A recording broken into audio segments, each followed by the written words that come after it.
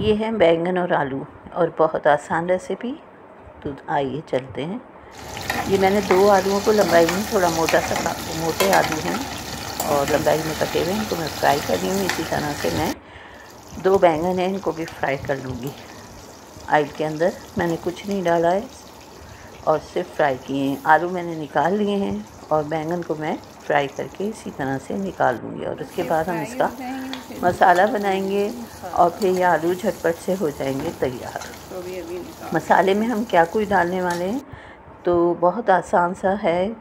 मसाला धनिया, हल्दी, टमाटर, लहसुन, अदरक, लाल मिर्च और नमक, ये सब आप अपनी मर्ज़ी से जितना दिल चाहे ले सकते हैं। ये टमाटर एक बड़ा था, फ्रीज़ हुआ था, तो मैंने इसे कुचल लिया है।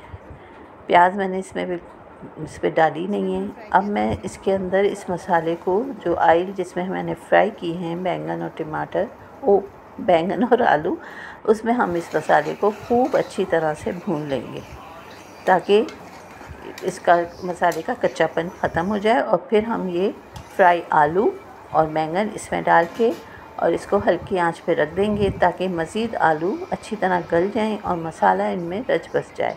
तो ये बहुत झटपट और बहुत मज़े के बैंगन आलू बनते हैं और पराठे के साथ तो क्या ही बात है। तो अगर आपको रेसिपी अच्छी लग रही हो तो एक बार मेरे कहने से बना लीजिएगा और देखिएगा कि आपको और आपके घर वालों को पसंद आएगी। अब जब ये पक जाएंगे तो हम इस पे डालेंगे आधा टीस्पून चाट मसाला और हरी मिर्चें और इसको रख देंगे 5 से 10 मिनट दम पे। और फिर आपको मैं अभी ये डिश आउट करके दिखाती हूँ।